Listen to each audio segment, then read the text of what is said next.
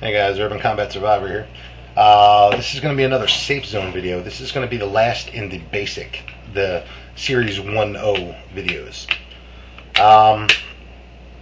Okay. This one is going to be about laying the foundation of the community, of the safe zone. Laying the foundation with your neighbors. When to do that, how to do that, etc. Okay. In most scenarios that I can come up with that are going to wind up in a breakdown of the rule of law, what's going to happen is a breakdown, a societal kind of rioting and that kind of thing. Think LA riots 1992. For those of us, again, these are geared towards urban environments, but I think this is going to be true outside as well in a lot of places. Small towns, that kind of thing. I think this is going to go on. Okay. I think a lot of people are more worried about getting their neighbors on board than they really have to be, and here's why. I think what's going to go down is if and when riots start happening, if riots are in your area, people are going to be defending their homes. A lot more people in this country have guns than you probably realize. Even if, like someone said, they're just guns that have been sitting in a closet somewhere and they only have, 40 rounds of ammo for it. They're going to be standing out front of their houses with those rifles because everyone remembers the images of the Korean shop owners in Los Angeles in '92. The only shops that didn't get fucking burned were those shops that had the Koreans standing on the roofs with shotguns and rifles. Everyone remembers this. There are going to be people standing on their porch roofs, on their top roofs, at their front doors, on their steps, defending their homes. Especially if the rioting is right out front of your house. I think what's going to happen is people are going to be looking outside a lot, and your neighbors are going to see you standing out there with your shotgun or rifle. And you know how that communication is going to start? You're just going to nod at them. Just a confirmation. I got my side. You got yours? Cool. We're good. I think this is going to do a lot of things. One, this is going to start immediately setting up the connections that are necessary. Those people, you're going to be able to look either way down your block, and you're going to be able to see who is defending their home. This is going to tell you who is armed, who's ready to defend. Mark that in your head, because these people are going to be the ones you're talking to. Let's say the riots start. You guys are out there defending. The mob mentality, they're gonna scatter when people start shooting. They're gonna scatter. They're gonna be gone. So what's going to wind up happening is very quickly, you and your neighbors are going to wind up outside talking. And this is when you start very carefully, slowly laying the foundation for your safe zone. Look, I don't know how bad this is, but don't worry about it. I got this side, you got that, all right? I'm watching to the right, you watch to the left, that kind of thing. And, you guys, just very basic stuff. Don't hop into anything yet because you're going to scare people off. They're going to think you're a nut job. Don't do it. People, when you go out there and you start talking, hey, we need to organize like this real quick because this might go on all day. We don't know. Because remember in LA, the cops pulled out, and you can say that. When this shit happened in Los Angeles, the cops pulled out and everybody was on their own. So let's make sure our block is good. Ain't nobody coming on this block. You know what I mean? There ain't no riots coming down here. They ain't kicking our doors in and burning our houses. So people are pretty quickly they're going to latch on to that. Nobody's going to be debating the quality or the merits of your plan. People are going to say, yeah, that's a good idea. Yeah, let's keep our shit safe. And then you extend that. You guys talk for a little while, feel each other out. And, I don't know how well you know your neighbors. And say, hey, you guys know anybody on the next block over here or anybody over there? If you know someone on the next block, cool. Maybe, hey, why don't we try to get them, let them do the same thing. Let them know we got this block so they don't really have to worry about stuff coming this way. If we know they got that block, we can just look to the right because we know they got the left covered. Start extending your safe zone. Start extending the coordination and the cooperative mindset as quickly as you can do it safely. Start spreading that out. I anticipate that in an urban environment, you'll pretty quickly be able to establish a 3, 4, 5 square block area just based off of you talking to your neighbors, and then those neighbors talking to the neighbors on the next block that they know, and extending that out. Once you have a few block radius established, what you've just done is you've just created a safe zone, and you're the core. Because you're the one that was coordinating it. You're at the center of it now. This is a good thing. That can extend as far as the chain of knowledge of people on the next block goes. I know a person on the next block, they know a person on the next block, they know a person on the block after that. And you can extend pretty quickly to a pretty substantial area. If you can swing it as early as possible to get as close to the physical barriers that we talked about before as you can get now, do it. Second day, riots are still going. Third day, third day, the cops have pulled out. The riots are still going, but you have a little safe area set up. Now you start talking to people. Yeah, maybe we should set up some shifts because we don't know when what is coming. We don't know. I mean, it took weeks in LA for them to finally settle that down. So I'm not going to be a victim. You know, I ain't planning on it. And then, you know, when you start getting to the end of the first week, people are going to start running out of food. And this is where you need to start setting up the next step, the next level of cooperation and coordination. Here's my plan on doing that. Before this happens, tell people, look, maybe we need to start having meetings. Why don't we pick one person from every block? That way we still got folks on the block. You know, your block still has people there defending. But you guys send one representative down here. We'll all meet on this block here because this is in the middle. So, you know, those people are safe. They don't even have to be armed if they don't want to be. Because, you know, we're in the middle. So everybody send one person down. Now you've got a representative from each block showing up. And you guys start talking, start coordinating.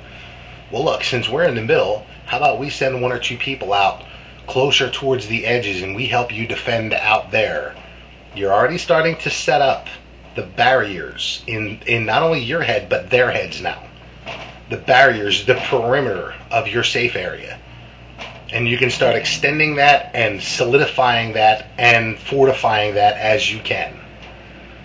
Then when you get the representatives down, you're at the end to the, you know, towards the end of the first week. People are starting to run out of food. People are starting to worry about food. Now this is when you say, look, you know, here's what I was thinking. This is now remember, you're not telling people what you have put up. It's nobody's business.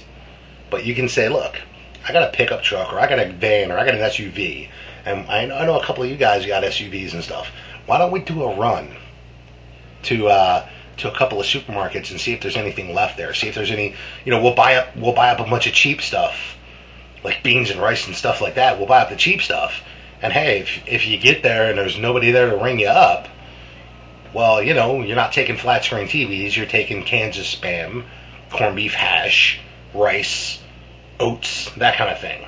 So, now, a key thing in this is, I'm going to organize this, and I'm either going to lead this myself, or one of my guys is going to lead this.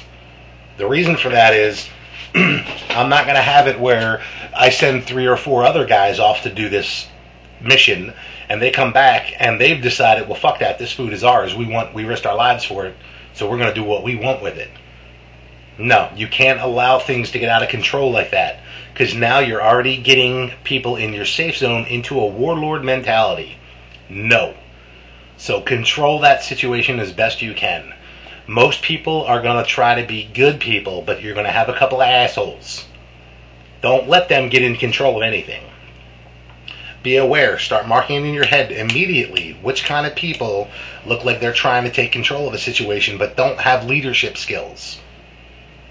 And look, you're going to wind up being a leader whether you want to be or not in this situation. You're the one out there, you're the man or woman with the plan, you're Johnny on the spot with the answers, and you're the one that's organizing everything.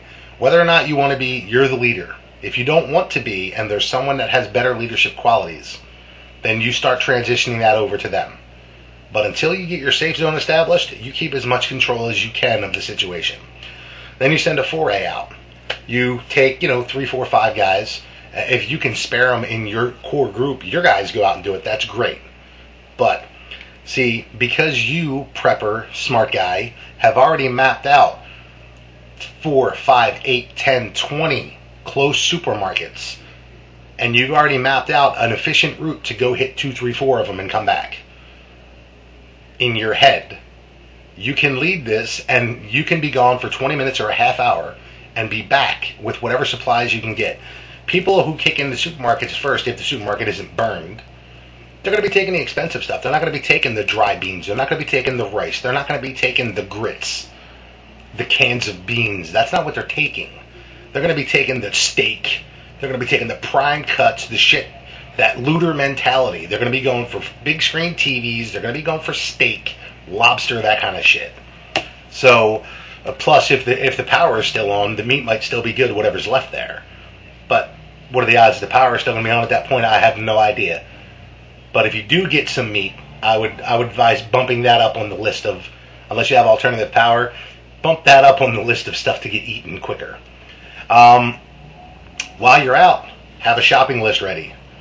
Have a shopping list already mapped out in your head for not only the community food run that you're doing here, because remember, doing a community food run is helping you keep your food safe. Also have a shopping list in your head for a community medical supply center. Hit a CVS or a Walgreens or a thrift drug, whatever. I mean, they're immediately going to be wiped out of any kind of drugs that anyone can get high on, or painkillers or that kind of shit. But stuff like this here, like Ambisol or whatever, this stuff is a great local anesthetic. Bandages, Neosporin, antibiotic pills might still be back there. Well, most likely, a lot of them will still be back there. Pick up as much as you can, as quickly as you can do it. Already have a list in place. Something you can just stick in your pocket and go. 3 guys walk in there, 2 stay out front to guard. You tell, guy number 1, go grab this, and this. Guy number 2, give him his. Guy number 3, that's you. You got your list. You guys go hit. Throw this shit in carts and get out. Have a plan for this. Have a plan for if you're going to go to Home Depot and grab plywood or cement or chain to chain across telephone poles. When you come back and you start putting this stuff out, even if you have to make multiple runs, pile the stuff at your place where your guys can guard it and say, look, where do we get everything here? And then we'll talk about what we're going to do with it. When you come back, people are going to see what you're grabbing. They're going to see you're not coming back with computers and fucking big screen TVs. You're coming back with, well, that roll of chain, I was thinking we could padlock that to the telephone pole across the street to the other telephone pole. And now you have an effective barrier. So then we could park the cars behind that, so the first thing they're hitting is that chain. That way your car is not in as much jeopardy. You got the visual barrier of the cars behind the chain, but the chain's really what's stopping them. Oh yeah, grab that cement. I was thinking maybe we could pour a speed bump real quick across there. We can always dig it up after the riots are over. That kind of thing. Oh, the plywood, yeah, I was thinking, the plywood and the nails and screws, I was thinking we could board some windows up around the edges of the perimeter that we've set up here. In case people start throwing Molotovs and stuff, it'll, less likely to get into the house. Beyond that, what else are you going to grab on your shopping list? Fertilizers, seeds, gardening equipment, that kind of stuff. Snatch it, grab it, go. Blankets, towels, cloth, socks, things that are going to be needed that people didn't prep. You prep as much of this as you can for yourself beforehand, because a lot of this stuff just isn't going to be there. These are wish lists. Grab what you can do. Again, I talked in one of my other videos about grabbing fire extinguishers from factories, municipal buildings, etc., like that, so that you can put together a fire response team later, because fire services aren't going to be there either. Medical services aren't going to be there. So you start talking who's who. Well, look, you're a nurse. I understand you want to help defend, but I kind of think you should stay back from the front there, because people are shooting, and if they get shot, we need you to fix them. Step up. Coordinate. Take control of the situation, not forcefully, just with ideas, present things. Look, this is what I think we should do, man. This is what needs to go. So I ran out of time. I'm going to have to make another video. Urban Combat Survivor, signing off.